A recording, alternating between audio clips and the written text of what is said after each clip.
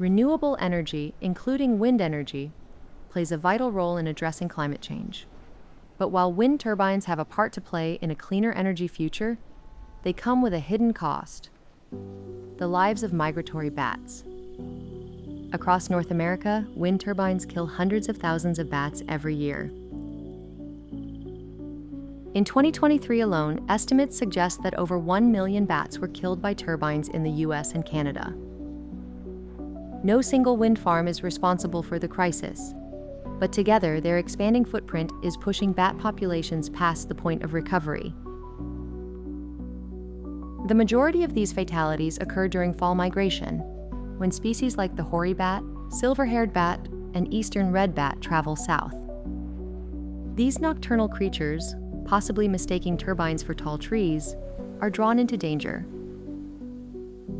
Migratory bats are among the most frequent casualties of wind turbines, in some places outnumbering all songbird deaths combined.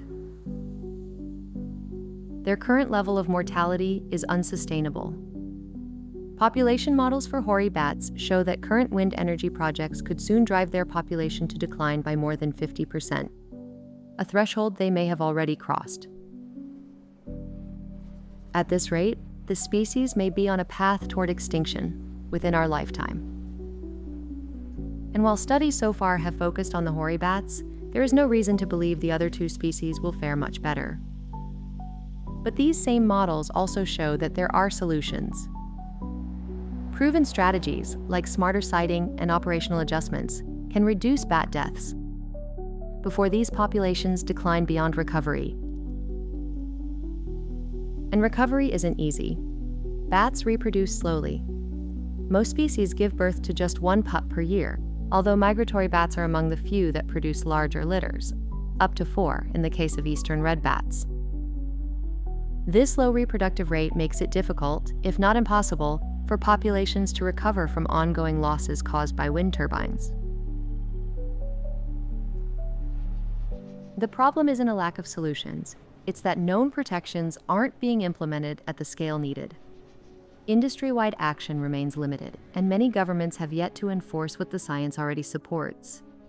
Without stronger regulations and a serious commitment to reducing cumulative impacts, wind energy will continue pushing migratory bats toward extinction. Renewable energy plays a vital role in addressing climate change, but it must be implemented responsibly. The science is clear. Continuing to expand wind energy without meaningful protections is unsustainable.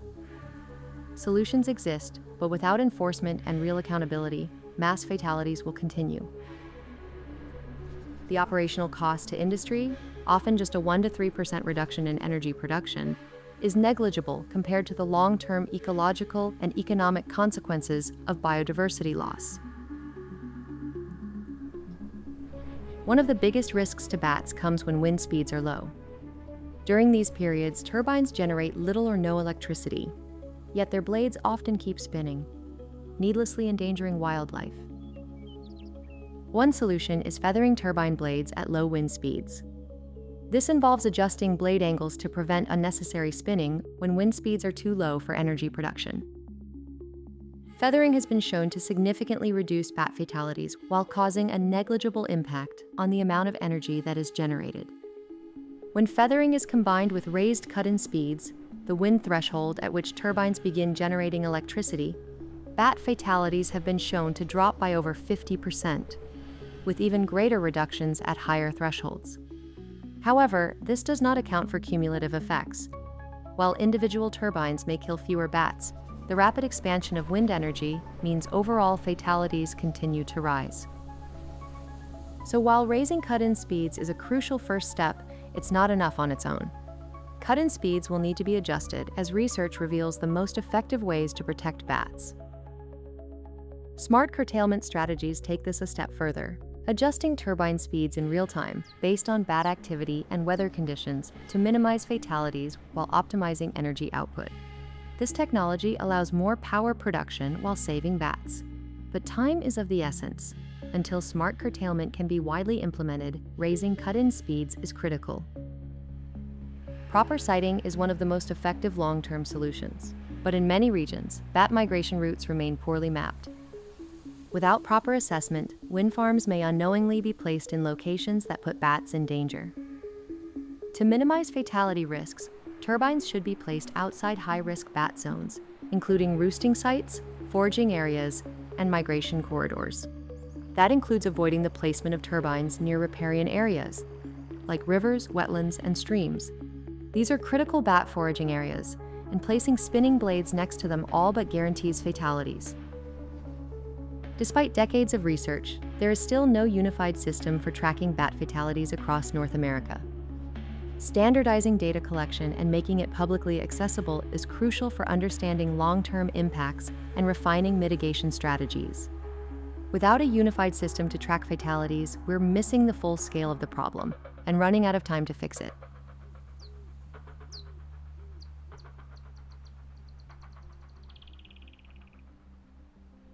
The number of wind turbines is projected to increase dramatically, with global wind energy capacity expected to triple by 2050. And with that growth comes a choice: keep doing what isn't working, or finally apply what we know does. It's not just that industry has failed to act, it's that governments have failed to require action. Without stronger rules, there's no accountability. Mitigation must be mandatory, not optional.